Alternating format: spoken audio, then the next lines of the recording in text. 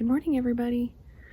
Today it's October 23rd, and our temperatures for the last few weeks have been, or the last couple of weeks I'll say, have been in the 80s. So unusual for us here in the high desert. So what I'm gonna have to do now, even though things are still growing and I'm gonna let them grow, I need to do some fall cleanup. So I have some perennials that need to be trimmed back.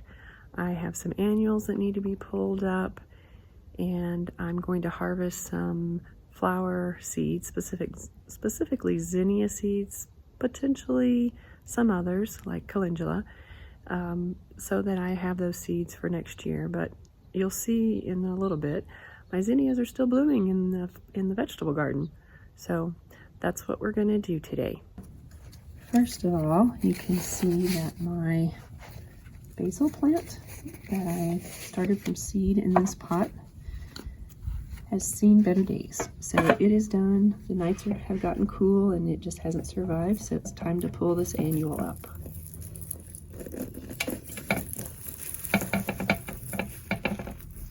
And like with pretty much everything else, I will throw it back into my garden and let it compost.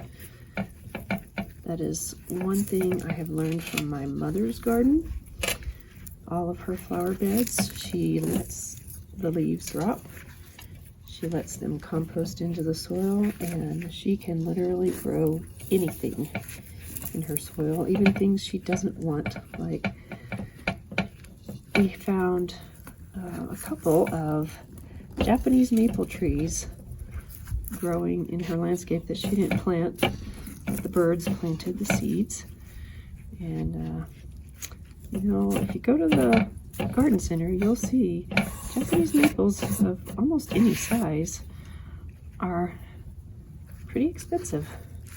So I've learned from her that compost things back into the soil. That's how God meant it to be, and that's why those provide such good nutrients.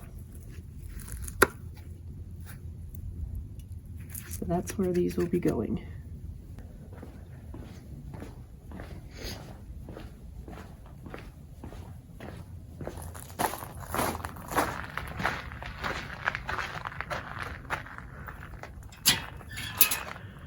And as you can see, my garden doesn't look like it's October. It looks like it's still summer. So I'm letting that go. I'm letting things continue to grow. I'm still getting tomatoes, still getting peppers, and there is no reason to pull them up. But you can see I have a compost bin, it's full. I have a pile here, I have a pile here, so that's where those are going. Next up, I am going to trim back my nepetas on this hill. And you know, they have some new growth down in there, so I'm not going to trim them all the way back. I'm going to trim those that have stems on them, just so they're close to the ground.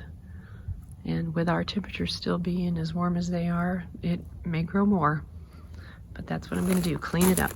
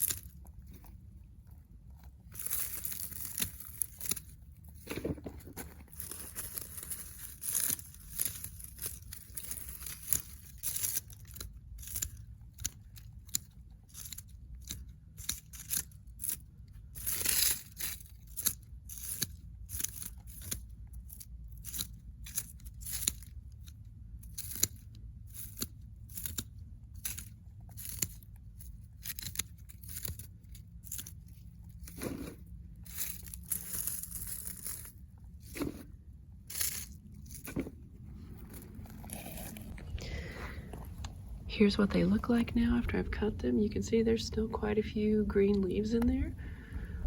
And with our weather right now, they'll probably keep growing a little bit. But they look much cleaner. They're getting a little lanky and woody. But pretty much all of them have a lot of growth on them, new growth.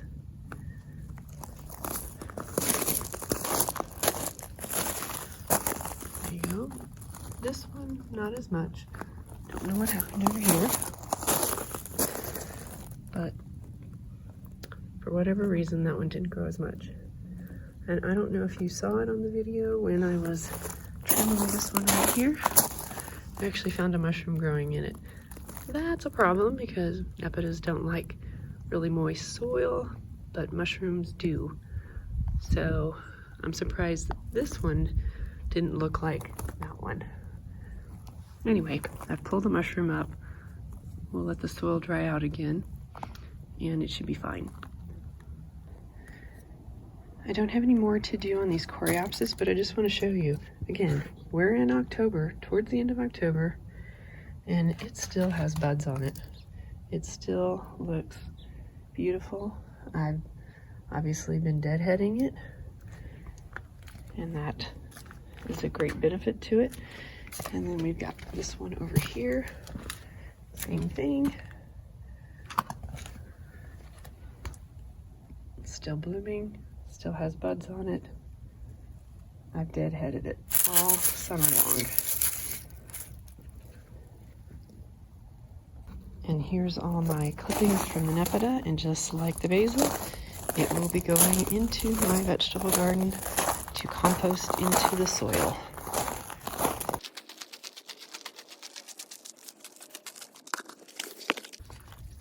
There you go. Next, I am going to harvest some zinnia seeds. As you can see, they are still blooming in my vegetable garden, but I do have some that I've let go to seed, and I want to start harvesting some of those. I like this color combination. There's various ones, so I don't care to separate them. I will plant them all together again next year. They are pinks and purples and some kind of orangey, peachy, apricot types. So I'm just going to start harvesting those, and I will show you what I do once I get the heads cut off that are dried, fully dried and gone to seed, and I'll show you how I store them. All right, here's a head I'm going to harvest right here. And you only need that top little head. Not good to do this one-handed. Now I have to go and dig it out of here. So here's the one.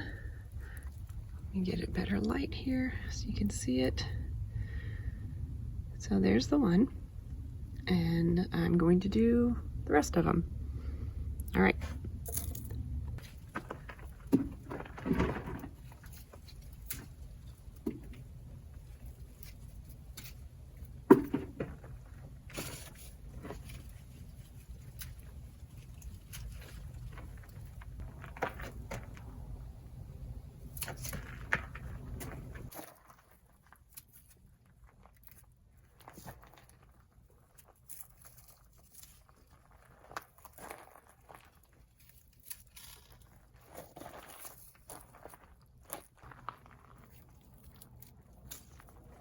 So when I tell you that my garden is still producing in October, I really mean it. I want to show you.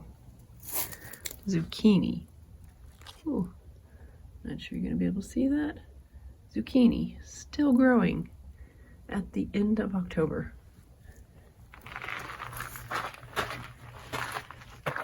Tomatoes, still growing at the end of October.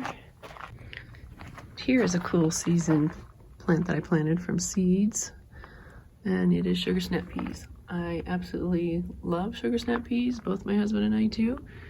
We like them in salads, just to snack on, and they like cool weather.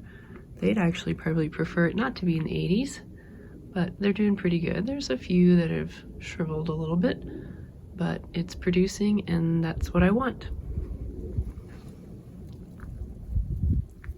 I also have beets that are growing in there. I had to cover them because if you follow me, you know that I have quails that love to come in and just pull up all the beautiful little seedlings and dig things up. So I have to have cloches in a lot of places when I start things from seed in the garden. And there's some lettuce down there.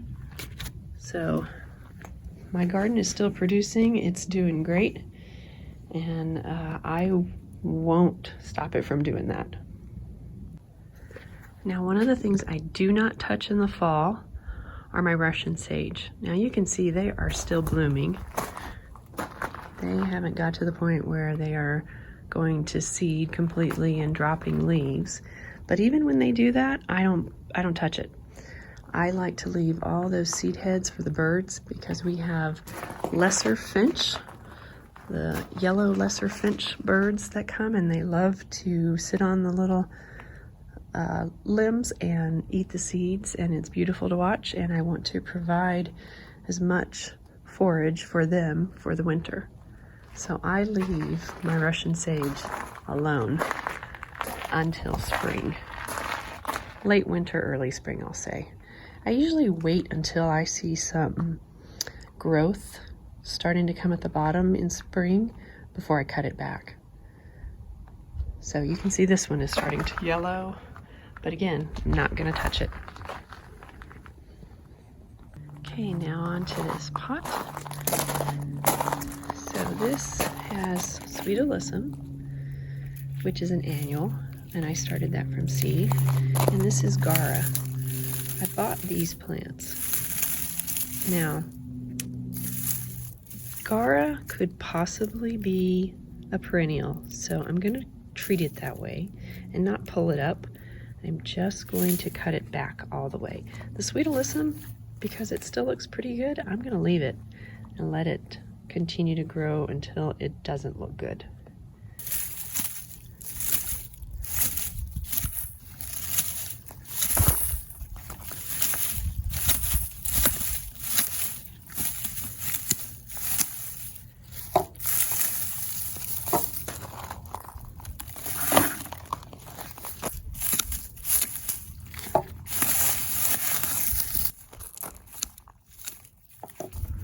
I'm also going to leave some of those seed heads in here, and maybe they'll reseed themselves next year with the Gara. I don't think the Sweet Alyssum will, so I'm not gonna worry about that. But again, I'm not pulling that one up this year, or right now, excuse me, because it still looks pretty good. The Gara, not so much.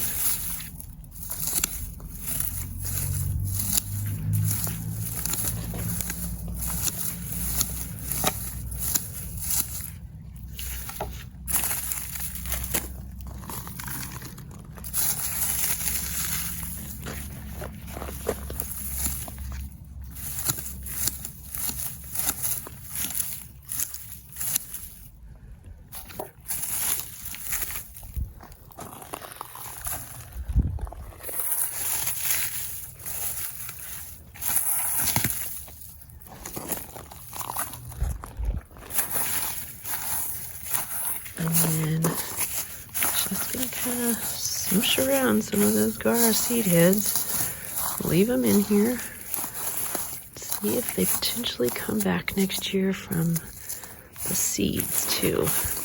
This is the first year I've grown Gara, so I'm not an expert on Gara, but I have seen that some say it's a perennial, and even in my zone, and some say it's not.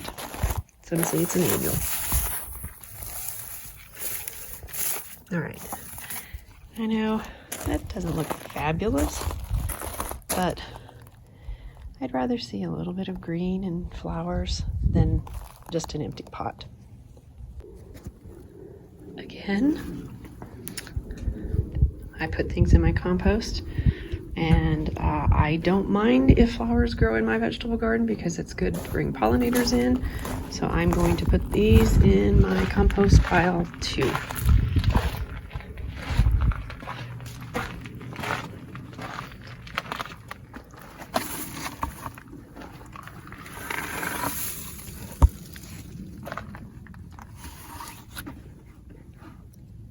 And I will eventually come back in here once I clear out the garden for the year.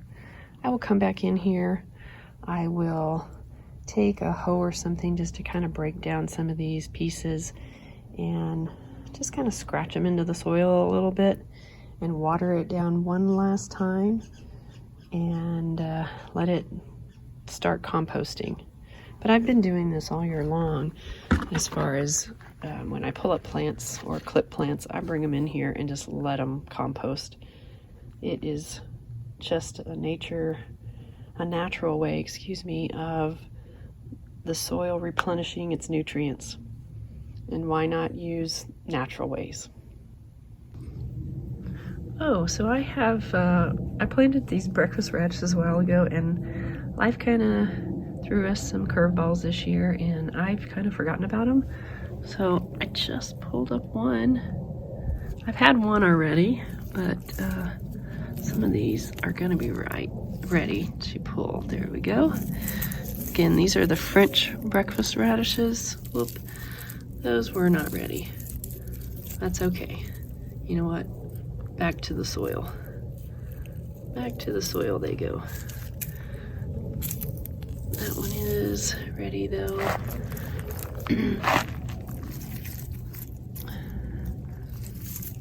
This one right here. Ready. Oh, there's one. Ready.